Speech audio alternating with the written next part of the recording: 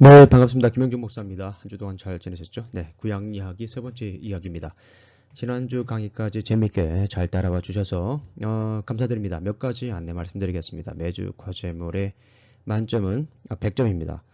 강의 후기 70점, 성경 읽기 15점, 그리고 교재, 김근주 교수님 교재, 김근주 교수님 교재를 구입하시지 못하신 분들은 카민스키 교수님 책을 하셔도 괜찮겠습니다. 그래서 15점, 그래서 100점입니다. 강의 후기 70점, 성경 읽기 15점, 그리고 김근주 교수님 교재 15점입니다. 그리고 제 설교나 글을 읽으시는 분들은 보너스 점수 드리겠습니다. 그리고 과제물 중에서 독서 분량을 적지 않으신 분들이 있어요. 지난 애석하게도 안 읽으셨는지 혹은 읽고 이렇게 노력을 하셨는지 모르겠지만 그 강의 후기 맨 하단에 독서량을 적어주셔야 됩니다. 어떤 분들은 이렇게 요약을 해서 늦기 전까지 써주셨는데 그렇게 할 필요는 없어요. 읽은 분량만 이렇게 적어주시면 되겠습니다. 자, 그리고 재차 강조드립니다. 3번 이상 강의 후기를 제출하시지 않으면 결석입니다. 그리고 낙제입니다. 한번 강의 후기를 제출을 하지 않을 때마다 이거는 결석으로 간주를 하고 이것이 3번 이상 되게 되면 낙제가 됩니다. 예, 꼭 유념해 주시기 바랍니다. 오늘도 한번 족장시대 한번 또 여행을 떠나보도록 하겠습니다. 먼저 출석 불러야죠. 네, 어신 지역. 네, 아이고 그래요. 네, 반갑습니다. 자, 그리고 어디 예, 휴스턴 지역 BPL로 참 많은 고생을 하고 있습니다. 힘내시기 바랍니다. 네, 그리고 시애틀 지역 네, 아주 잘 따라오고 계십니다. 그리고 테네시 네, 감사합니다. 테네시주 감사합니다. LA 지역, LA 지역, 네, LA 지역도 잘 따라오고 계시고 즐겁게 또 쉽고 흥미롭게 성경을 또 이해하신다는 분들이 많습니다. 네, 강의하면서 보람을 느낍니다. 자, 오늘 구약 이야기 세 번째 족장시대 우리 한번 가보도록 하겠습니다. 자, 족장시대도 이제 한번 가기 전에 우리가 한번 성경 역사 개요를 지난주에 이어서 한번 보도록 하겠습니다. 간단하게만 한번 보겠습니다. 자, 우리가 맨 먼저 봤던 시대가 무슨 시대입니까? 창조시대.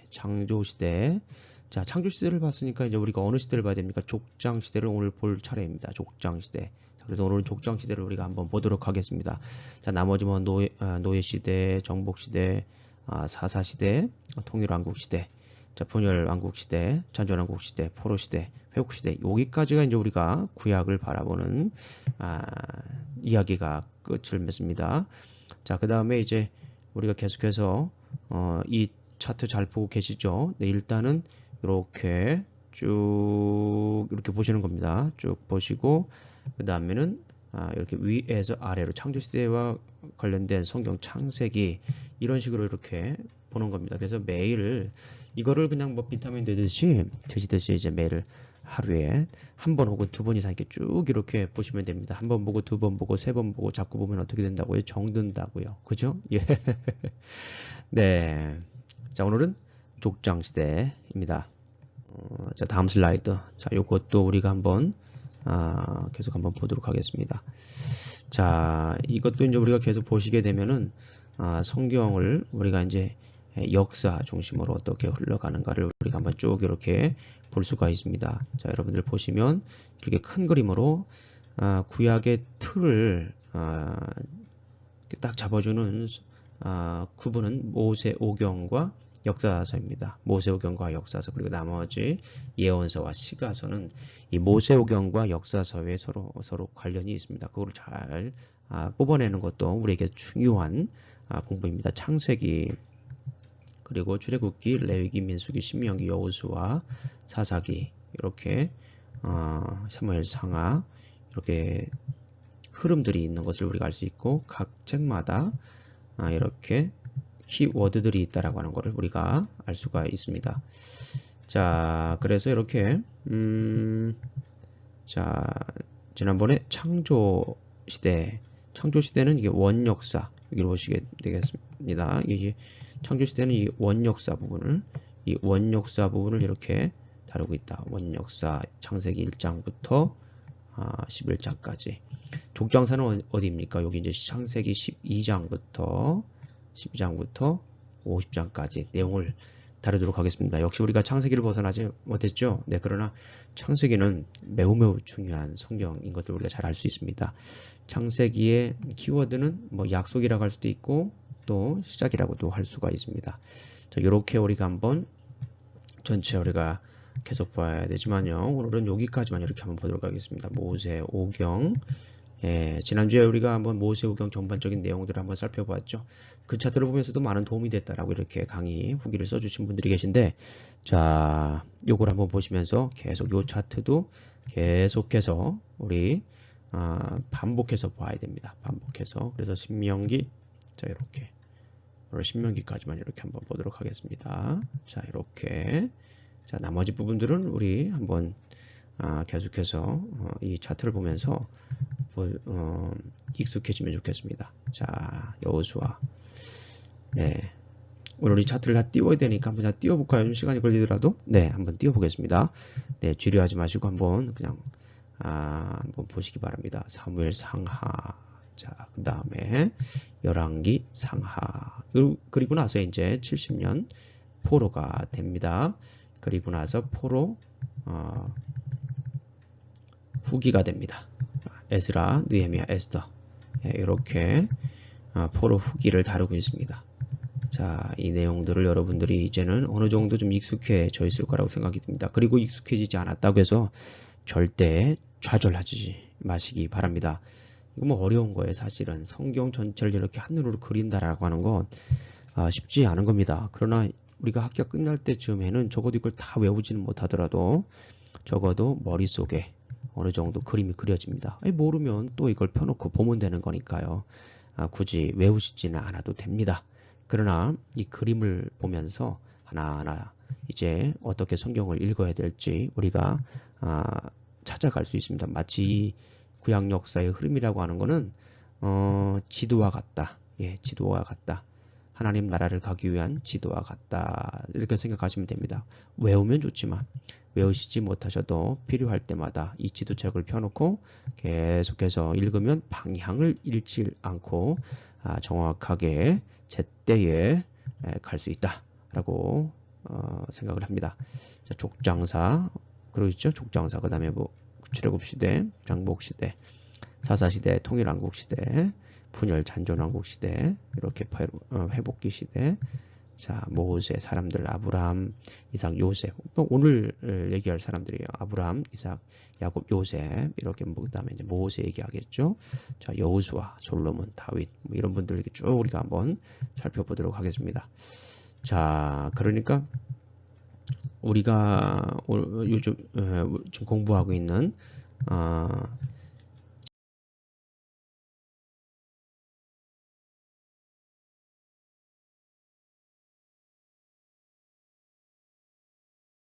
족장사는 자, 오늘 모세오경 안에 있다라고 볼 수가 있습니다.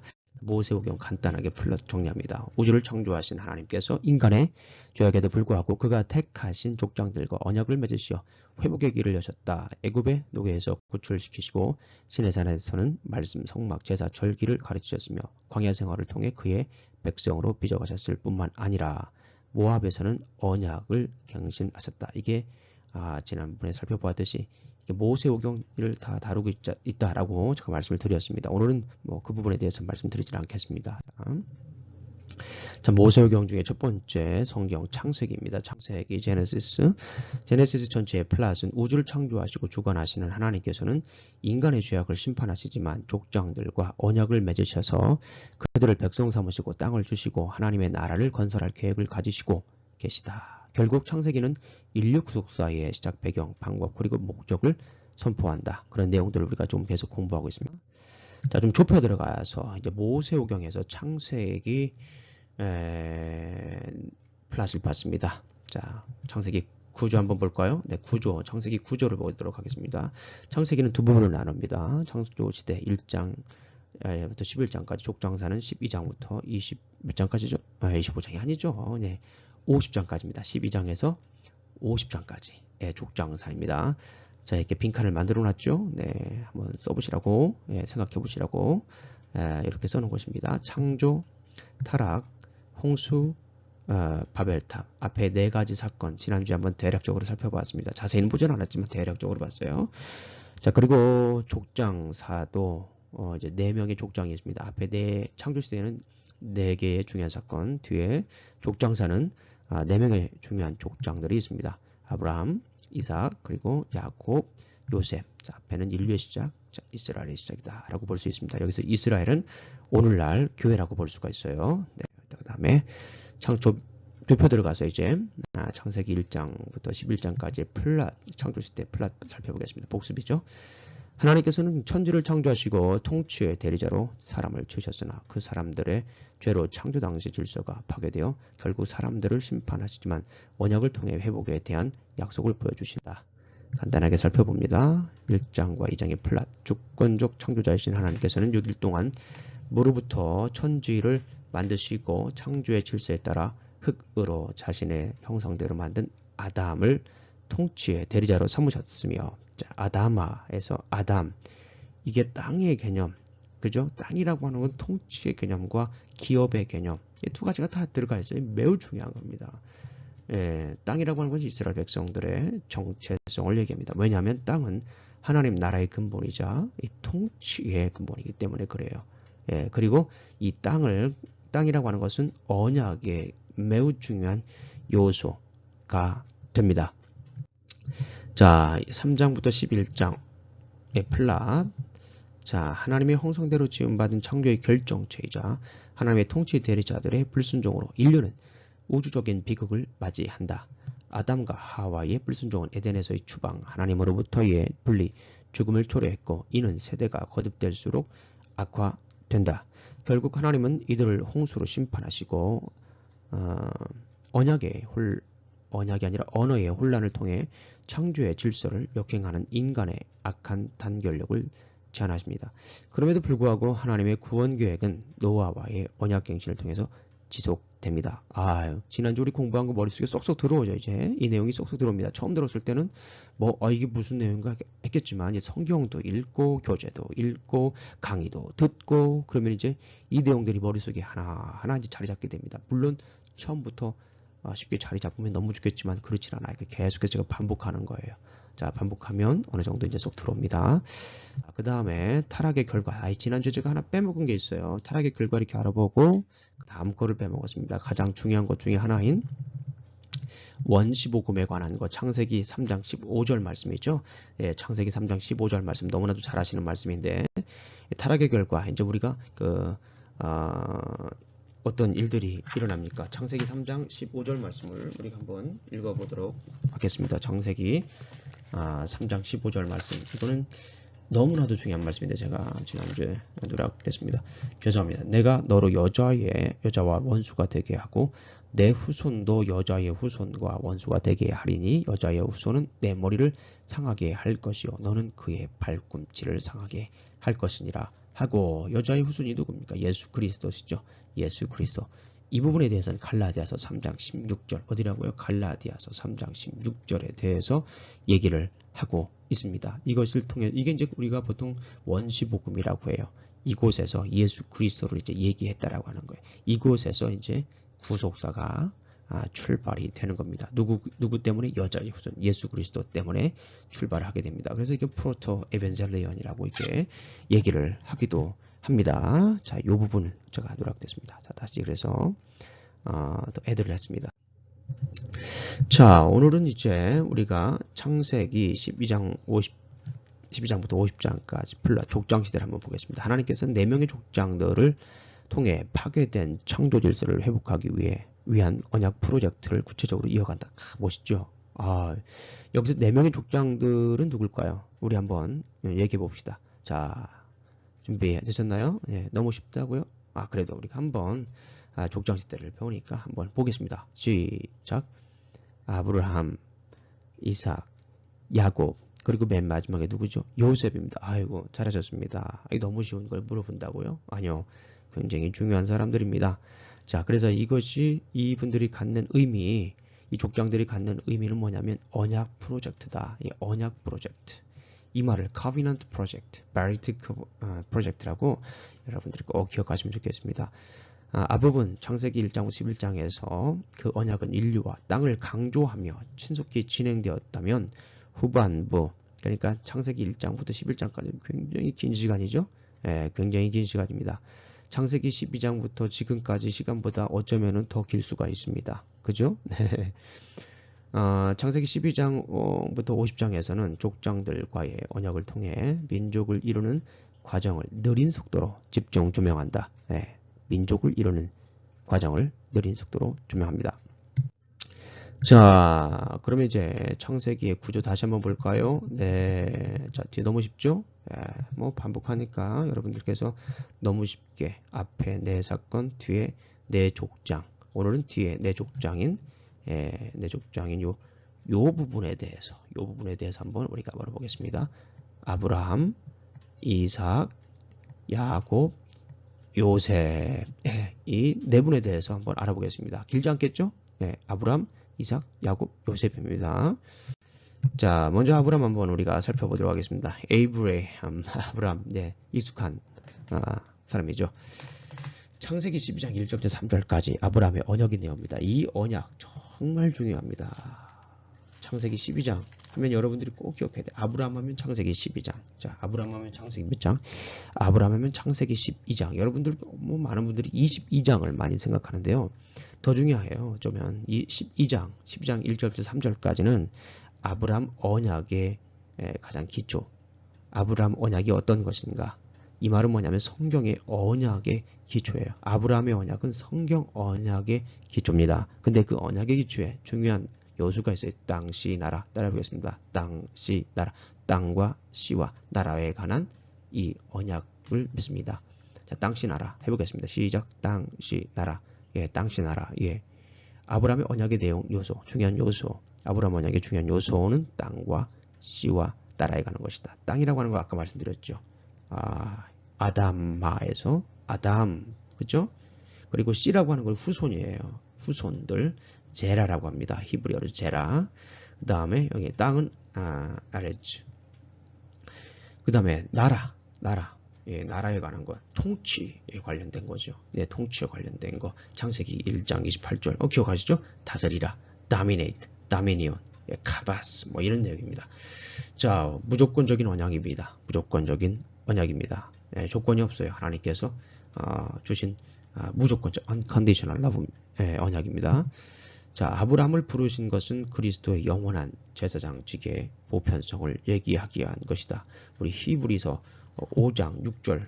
제가 오늘 아침에 새벽에 히브리서를 제가 강의를 합니다. 아마 1년 동안 할 것 같은데요. 히브리서를 보게 되면 이 아브라함을 부르신 것은 그리스도의 영원한 제사장직의 보편성을 얘기하기 위한 것이다 라고 우리가 볼 수가 있습니다. 5장 6절을 보게 되면 6절부터 10절까지 쭉 이런 내용들이 나옵니다. 9절 보게 되면 간단하게 찾아보겠습니다. 9절 온전하게 되셨은즉 자기에게 순종하는 모든 자에게 영원한 구원의 근원이 되시고 하나님께 멜기세덱의 반차를 따른 대제사장이라 칭하심을 받으셨느니라. 네, 이제 아브라함과 관련된 것은 이제 예수 그리스도의 그 제사장직의 보편성과 관련되어 있다라고 볼 수가 있습니다. 좀 어려운 내용이기도 합니다. 자, 그러나 이 언약의 요소, 땅씨 나라 꼭 기억하시기 바랍니다. 창세기 15장 1절부터 21절까지는 아브라함은 많은 나이에도 후손에 대한 하나님의 언약을 믿었죠. 그죠? 네. 12장에서 언약을 맺고 15장을 가게 되면 다시 창세기로 가서 15장을 우리가 한번 펼쳐볼까요? 창세기 15장을 보게 되면 15장에 보게 되면 6절, 5절 보겠습니다. 그를 이끌고 밖으로 나가 이르시되 하늘을 우러러 무뼈를 셀 수 있나 보라. 또 그에게 이르시되 내 자손이 이와 같으리라. 아브라함이 여호와를 믿으니 여호와께서 이를 그의 의로 여기셨다. 네. 자, 창세기 17장을 보게 되면 또 언약이 나옵니다. 언약의 표징으로서의 할례 중요하죠. 창세기 17장은 언약의 표징으로서 할례를 받습니다. 네. 자, 매우 강한 윤리를 요구하죠. 완전하라. 그죠? 그죠? 안전하라. 네. 자, 17장 10절을 보게 되면 너희 종 남자는 다 할례를 받으라. 이것이 나와 너희와 너희 후손에게 지킬 내 언약이니라 라고 말씀을 하면서 너희는 피를 배워라. 이것이 나와 너의 사이의 언약의 표징이니라. 자, 그래서 이스라엘 백성들의 정체성을 또 하나 구약시대에 얘기해 주는 것이 중요한 것인데 뭐냐면 그 할례입니다. 그래서 이제 요것들을 좀 잘못 오해해 가지고 이게 이제 의식인데 신약 시대에 가게 되면 주다이저라고 하는 주이시 크리스찬들이 있습니다. 크리스찬들이 예수님을 믿으면 구원받는다. 그거 왜? 모세의 언약을 지켜야 되고 또 할례를 받아야 된다. 구원받기 위해서는 할례와 또 모세의 언약을 지켜야 된다. 이렇게 이제 주장했던 그 잘못된 분들이 있습니다. 이것이 이제 갈라디아에서 이 내용을 좀 주로 얘기를 많이 하죠. 어쨌거나 중요한 것은 구약시대 창세기 17장에서는 이 할례가 중요하게 등장을 합니다. 5장의 표징입니다. 구약에서는 네, 모세는 마음의 할례를 받아라. 영적인 정화를 받아라. 이게 이제 의식에만 그치지 않는 것이라 좀 더 구체적인 내용은 뭐냐면 영적인 정화를 얘기를 합니다. 에레미야도 역시 영적인 정화에 대해서, 에스겔도 역시 영적인 정화로서의 그 할례를 얘기를 합니다. 바울도 마찬가지입니다. 마음의 할례를 받아라. 로마서에 보게 되면 마음의 할례를 받아라. 영적인 정화에 대해서 spiritual purification에 대해서 얘기를 합니다. spiritual purification. 자, 그 다음에 아브라함. 중요한 사건이 있죠. 아브라함 하면 창세기 22장 빼놓을 수가 없습니다. 아브라함이 자신의 외아들 이삭을 바치는 그 장면입니다. 여기서 여호와 이레라고 하는 말이 나오죠. 하나님께서 준비하신다. 원래는 이 준비하신다라고 하는 여호와 이레라고 하는 말이 본다라고 하는 뜻이에요. 본다. 자, 이 내용의 구체적인 내용에 대해서는 제 설교를 한번 들어보시기 바랍니다. 제가 설교를 링크하겠습니다. 제가 창세기 22장 에케다 사건이라고 하죠. 결박하는 사건. 이 사건에 대해서 제가 설교를 했는데요. 이 내용을 보시면, 설교 내용을 보시면 이 창세기 22장의 중요한 내용과 중요한 메시지가 무엇인지, 그리고 핵심 단어가 무엇인지 이런 것들을 상당히 좀 알 수가 있습니다. 한번 꼭 들어보시고 여러분들이 거기에서 주시는 내용들을 잘 3줄 이상, 3센텐스, 3문장, 3문장 이상으로 요약을 해주시면 그냥 간단하게 여러분들 느낌 적어주시면 됩니다. 요약까지 안 하셔도 돼요. 3문장 이상이면 됩니다. 하시면 여러분들이 구체적으로 알 수가 있습니다. 자, 여기서 아브라함의 씨. 자, 저는 계속해서 아브라함에 관한 이야기들을, 구약에 관한 이야기들을 구약만 그치는 것이 아니라 신약과 좀 연결시키려고 노력을 많이 하는 걸 여러분들이 볼 수 있겠죠. 아브라함의 씨, 제라라고 합니다. 이 빨간색으로 쓰여 있는 이거 제라. 굉장히 중요한 단어죠. 바울은 메시아로 이렇게 해석을 했다라고 하는 거예요. 갈라디아서 3장 16절, 로마서 9장 6절부터 13절, 그다음에 마태복음 1장부터 17절까지 매우 중요한 내용이에요. 이거는 매우 중요한 내용. 이런 것들은 제가 이 부분에 대해서 따로 하나 설교를 해도 아주 복된 설교가 성경적인 비블리컬, Christ centered, 예수님 중심적인 text based, 그다음에 Christ centered, Spirit led preaching이 될 수 있는 본문 중심, 그리스도 중심, 성령이 이끄는 그런 설교를 할 수 있는 아주 중요한 부분이 될 수가 있습니다. 아주 중요한 부분이죠. 자, 아브라함의 언약은 하나님께서 아브라함의 후손들과 만들 모든 언약, 즉 모세의 언약. 자, 모세의 언약. 그다음에 다윗의 언약 어디 있어요? 사무엘하 7장. 그다음에 새 언약 어디 있습니까? 에레미야 31장 31절부터 34절까지의 기본이 됩니다. 자, 이 아브라함이 결국에는 믿음의 조상이라고 그러죠. 네, 그러니까 이 부분 굉장히 중요합니다. 그래서 마태복음 1장에서 족보에 누가 등장합니까? 마태복음 1장 여러분들 대단한 성경입니다. 이 구약과 신약을 연결하는 아주 중요한 역할을 하는 마태복음이죠. 근데 그 마태복음 중에서도 맨 먼저 뭐가 등장을 합니까? 족보가 등장해요. 족보 가만히 보니까 구약 역사의 뭐예요? 요약입니다. 구약 역사의 요약.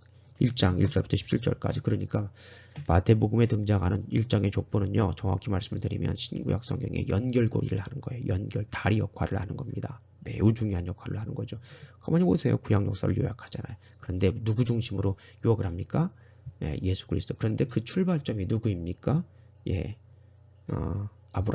아브라함과 물론 영어에는 또 히브리 헬라어에는 Jesus Christ is the son of David, the son of Abraham이라고 하지만 물론 예수님을 강조를 하고 있지만 자, 이곳의 출발점은 어쨌거나 역사적으로 볼 때 아브라함입니다. 그래서 복음의 족보에도 이렇게 중요하게 등장을 합니다. 한번 그려봤어요. 마태복음 1장의 족보를 제가 나름대로 한번 그려봤습니다.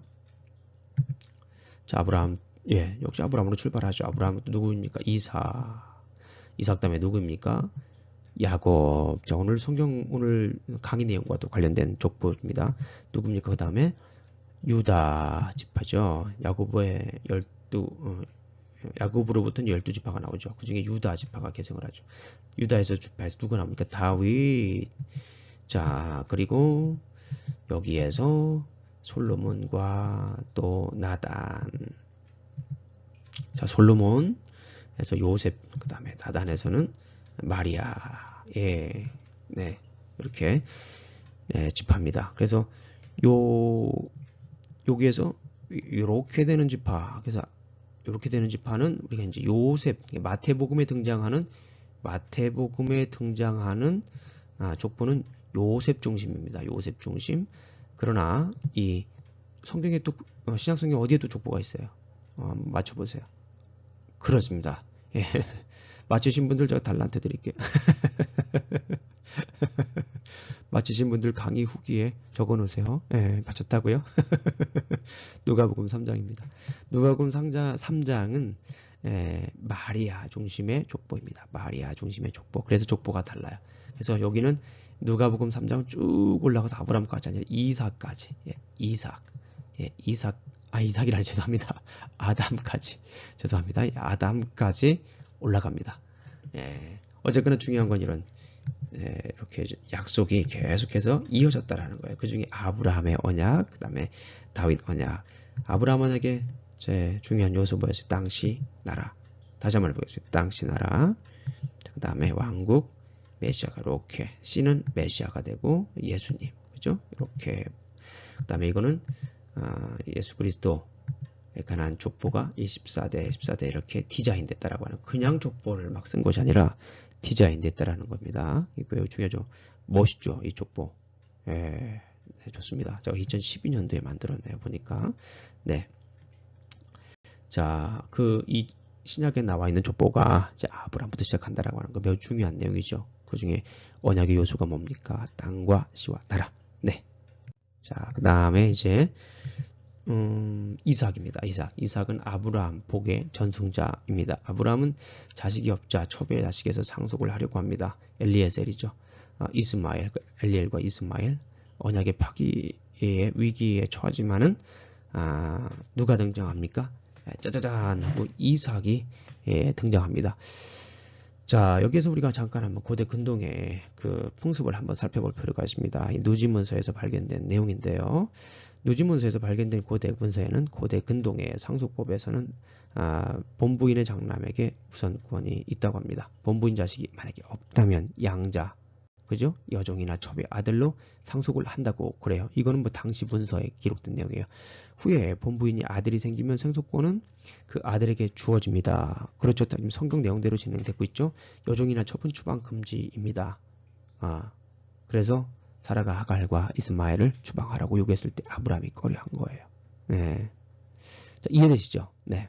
22장에서 최대 위기가 있었습니다. 여러분 잘 아시는 것처럼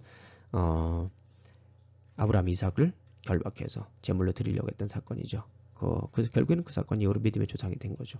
자, 아브라함의 복이 이삭에게 그대로 상속이 됩니다. 마태복음 1장 1절에서 17절에서 그 내용이 아까 살펴봤지만 그대로 아브라함부터 어디까지? 예수 그리스도까지. 아브라함, 이삭, 야곱, 요셉 쭉쭉쭉쭉쭉 유다 족속, 그죠? 유다 족속으로 쭉 내려와서 솔로몬, 다윗, 솔로몬, 그리고 이제 예수 그리스도 이렇게 나오는 거예요. 네.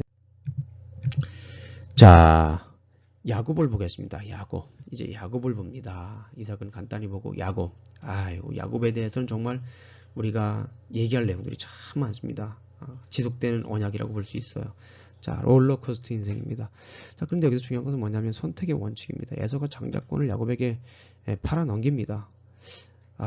이 부분이 굉장히 좀 어떻게 보면은 좀 성경을 읽는 분들이 아쉬워하는 부분들이 많이 있죠. 근데 중요한 것은 뭐냐면 왜 팔았을까라는 거예요.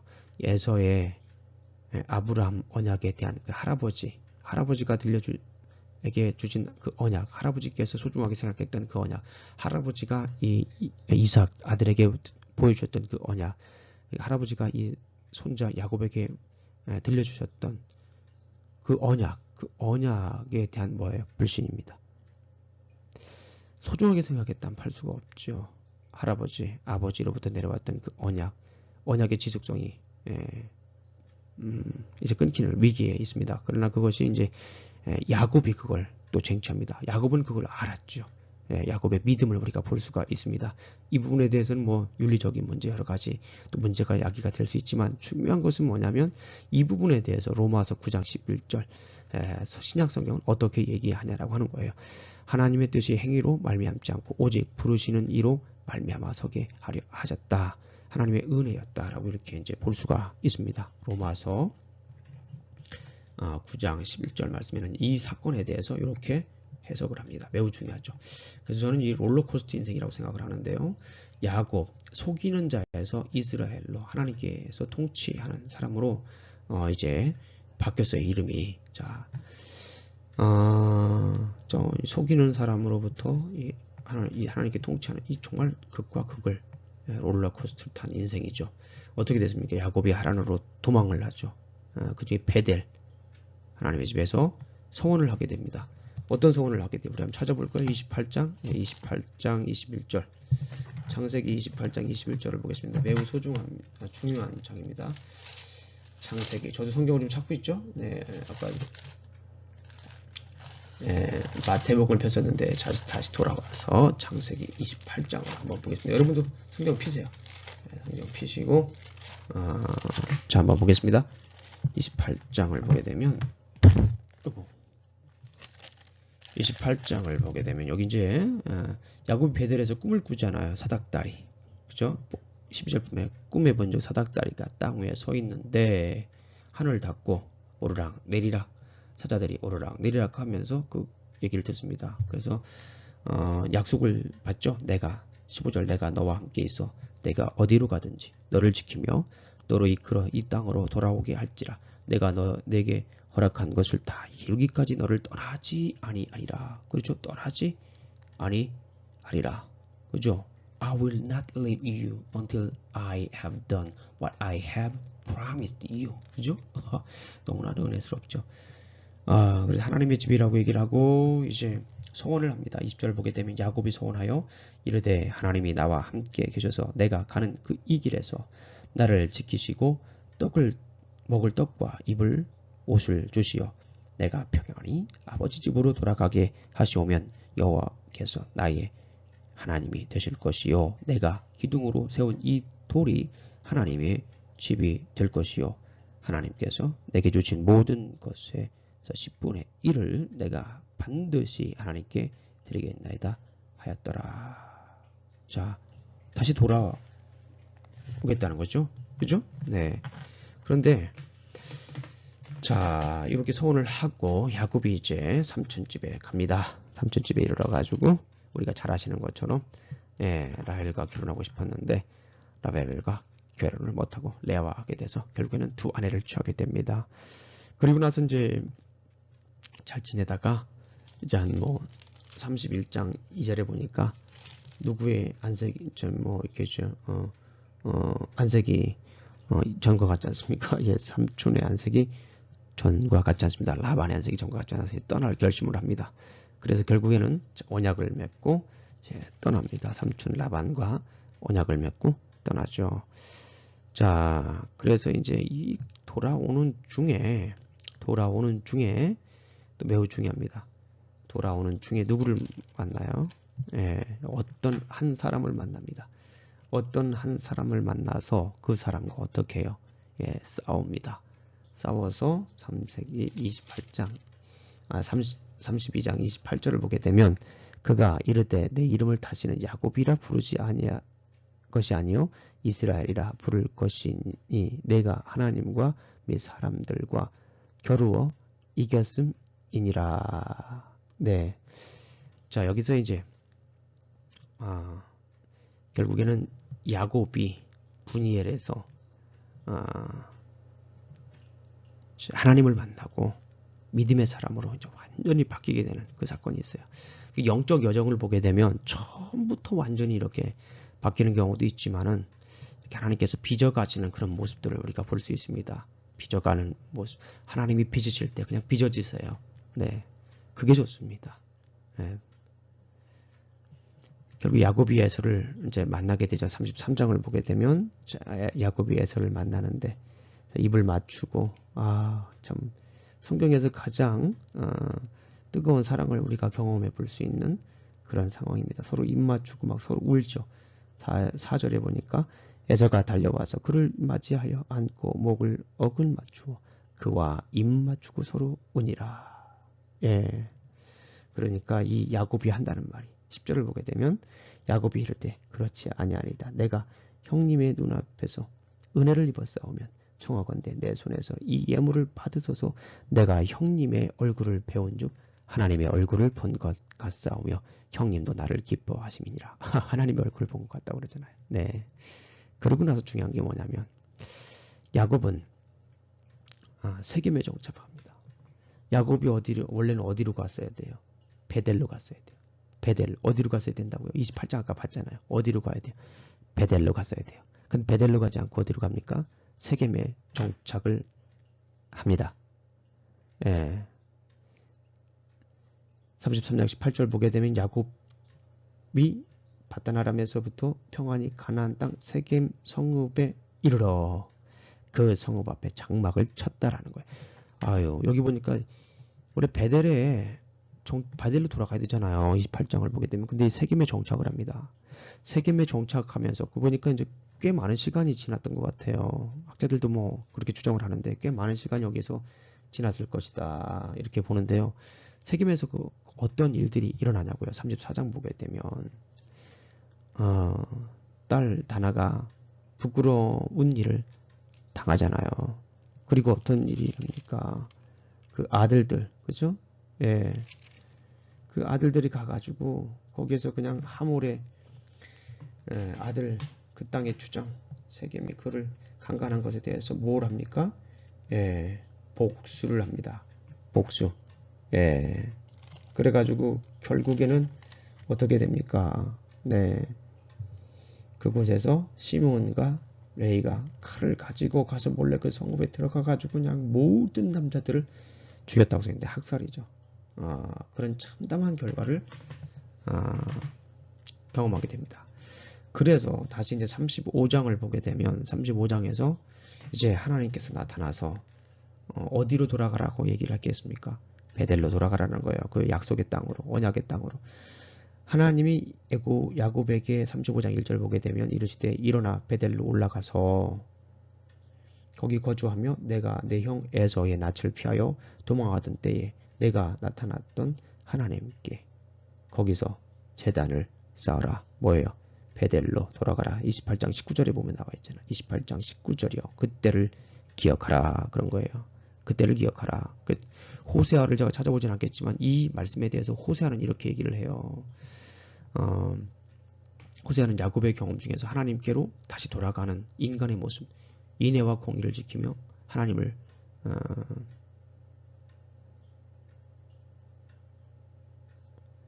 하나님께 다시 돌아가는 인간을 우리가 발견하게 됩니다.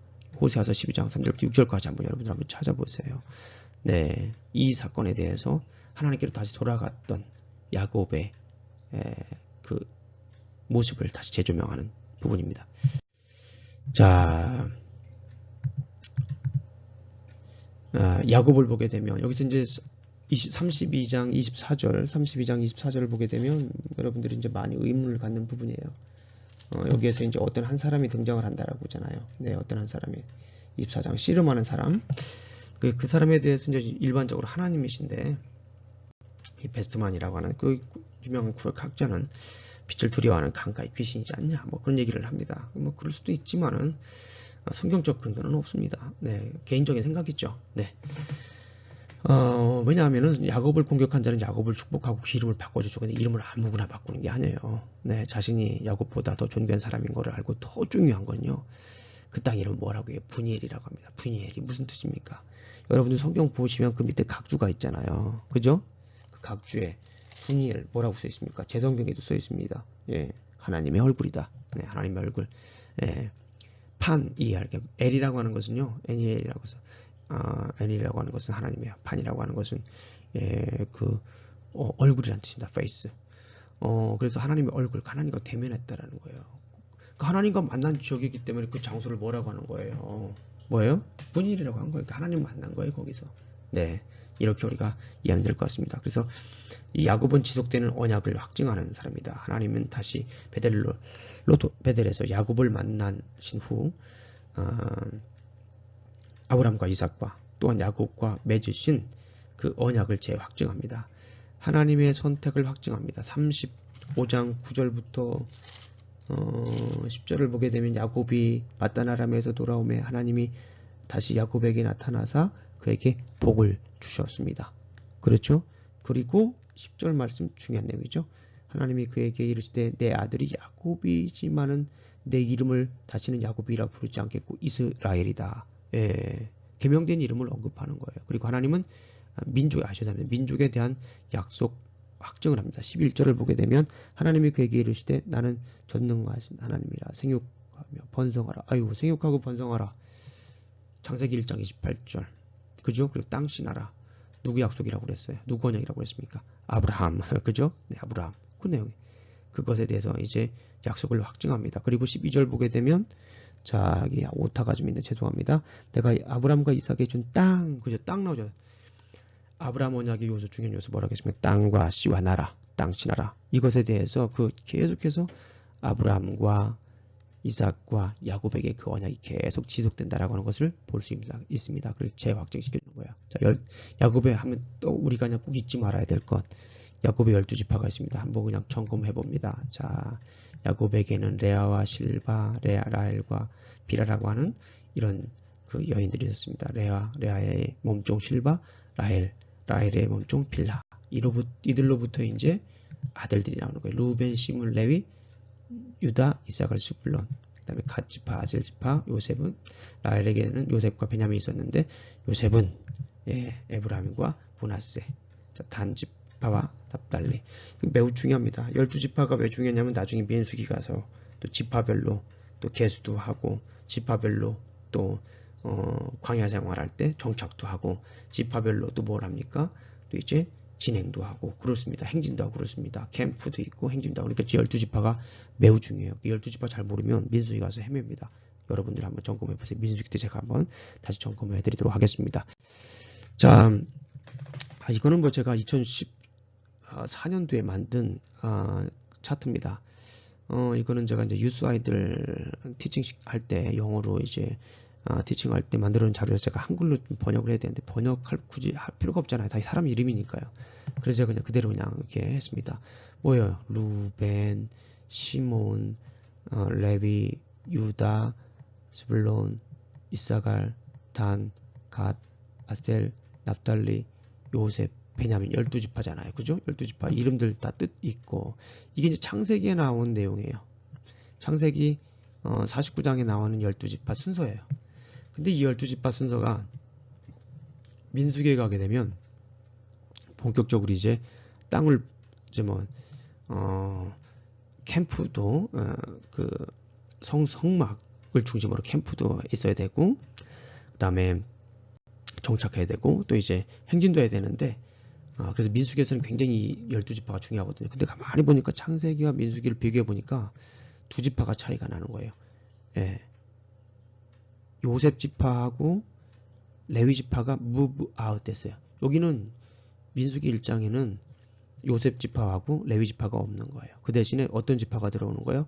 에브라임과 므낫세 지파가 들어오는 거예요. 에브라임과 므낫세. 누구예요? 요셉의 아들들이잖아요. 요셉의 아들들이 들어오는 거예요. 요셉의 아들들. 요셉의 아들들이 이쪽으로 들어오고 요셉 빠지고 그 다음에 레위 빠지고 이렇게 됩니다. 그런데 더 중요한 것은 뭐냐면 신약성경의 맨 마지막에는 이 계시록에 가게 되면 또 이 족보에 대해서 나와요. 계시록 7장에 보게 되면 에브라임과 단지파가 빠져버립니다. 에브라임과 단지파가 빠져버려요. 왜 그럴까요? 에브라임과 단지파는요 우상 숭배를 참 많이 했어요. 우상 숭배. 그래서 이 성경의 맨 마지막인 이 요한계시록에서는 이 에브라임 지파와 이 단지파를 빼버렸습니다. 이것도 굉장히 영적으로 중요한 내용이에요. 네, 그래서 제가 한번 이렇게 한번 그려봤습니다. 자, 그래서 이 지파가 매우 중요합니다. 지파에 따라서 얘기하고자 하는 내용들이 조금씩 달라집니다. 물론 이제 역대기 가면요, 거기서도 또 굉장히 중요합니다. 왜냐하면 역대기 1장부터 9장까지, 거의 11장까지, 9장까지 이제 족보만 나오잖아요. 지파별로 족보가 나오잖아요. 거기는 또 그 역대기 1장부터 9장까지 족보가 나오는데 그 족보의 맨 가운데 어떤 지파가 있을까요? 네, 퀴즈. 어떤 지파가 있을까요? 찾아보세요. 이것도 쓰는 분들은 제가 보너스 점수를 드리도록 하겠습니다. 자, 넘어가겠습니다. 자, 거의 다 끝났습니다. 자, 이제 누구 남았을까요? 자, 요셉, 마지막 요셉. 꿈을 통한 열방 비전, 개인, 가족, 나라, 그리고 열방, 화합과 번영을 도모한 하나님의 지혜자. 요셉은요, 성경에 뭐 우리가 지혜자면 솔로몬 나오는데요. 예, 성경의 가장 첫 번째 지혜자는 요셉이에요. 요셉. 창세기 41장 39절. 요셉이 애굽의 총리가 되는 그 장면이죠. 네, 바로가 칭찬합니다. 요셉에게 이르되 하나님이 이 모든 것을 내게 보이셨으니 너와 같이 명철하고 지혜 있는 자가 없도다. 그렇죠? 칭찬을 이렇게 합니다. 지혜자예요. 하나님의 지혜자. 언약은 야곱의 넷째 아들 유다에게 상속을 합니다. 상식적으로 장남이 되는데요. 루벤 혹은 라헬의 첫 아들 요셉이 되어야 되는데 요셉은 두 아들 유산을 상속했고요. 루벤은 아비의 침상을 더럽혔고 시몬과 레위는 잘 아시는 것처럼 창세기 34장 무슨 사건이 있었어요? 세겜 족속 사건, 잔인한 복수 때문에 되지를 않습니다. 자, 유다에게서 상속권을 넘긴 후 다윗 왕궁을 거쳐 예수님까지 가게 되죠. 유다 지파에서 아까 마태복음 족보도 봤지만 유다 지파에서 예수님께로 가게 되죠. 자, 그런데 여기서 우리 학생들이 자주 물어보는 것 중에 하나가 38장입니다. 38장, 창세기 38장 어떤 사건이 나와요? 창세기 38장은 어떤 사건이 나오죠? 이제 유다와 다말 사건이에요. 이 사건 가지고 우리 아이들에게 설교하기 참 곤란한 사건입니다. 근데 창세기 38장이 없어도 돼요, 원래는. 왜 그랬어요? 37장을 보게 되면 요셉과 형제들 얘기, 결국에 팔려가잖아요.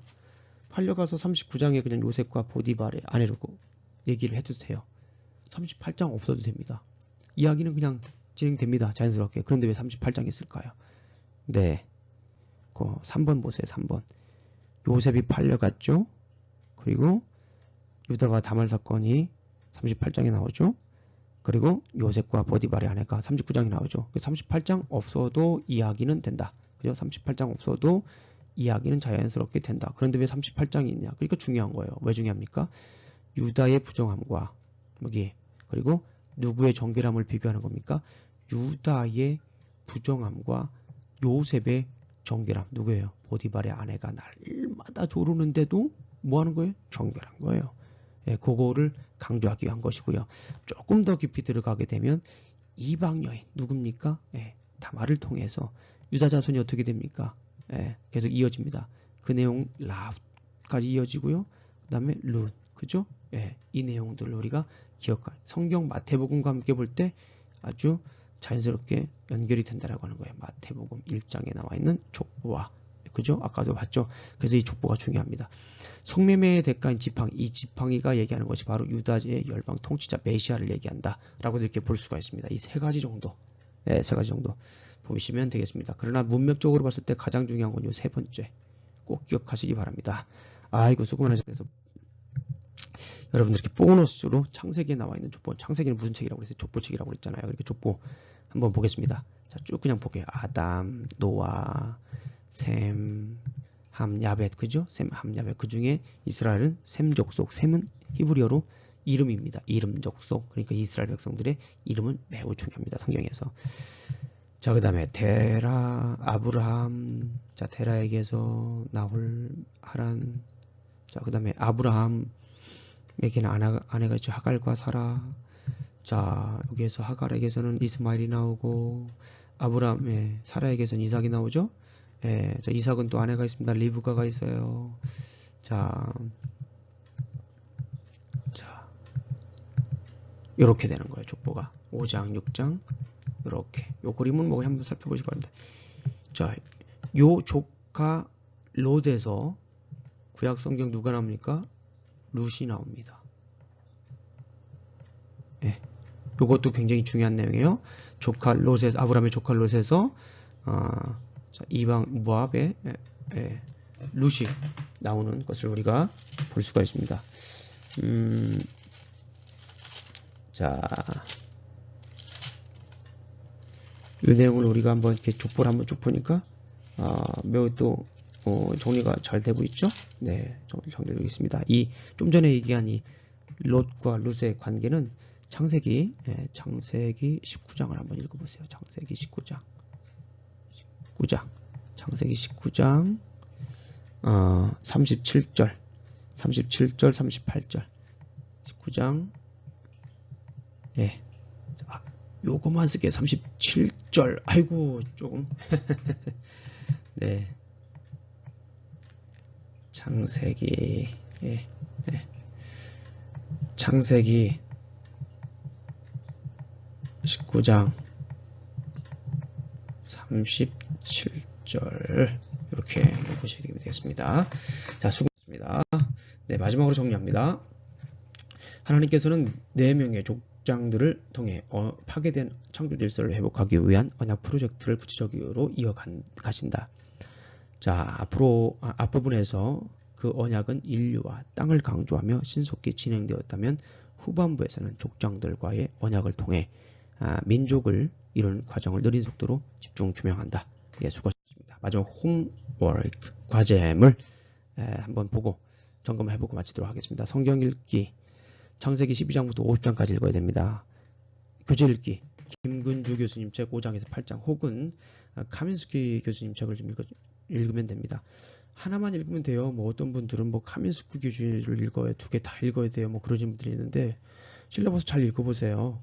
김근주 교수님 책 혹은 카민스키 교수님. 왜냐하면 제가요 김근주 교수님 책이 품절돼서 못 썼다고 하시는 분들이 계셔서 그래요. 그러면 카민스키 교수님 책이라도 읽어라. 그런 차원에서 제가 드리는 거예요. 원래는 김근주 교수님의 책입니다. 물론 저는 개인적으로 카민스키 교수님 책을 더 좋아합니다. 자, 강의 후기 제출하시고요. 설교 시청, 자, 보너스 점수 드리도록 하겠습니다. 자, 한 주 동안도 수고 많으셨습니다. 그리고 또 열심히 또 공부하셔서 또 복된 또 소중한 여러분들이 자산이 될 수 있는 그런 강의 후기 남겨주시기 바랍니다. 자, 감사합니다. 또 다음 주에 뵙도록 하겠습니다. 안녕히 계세요.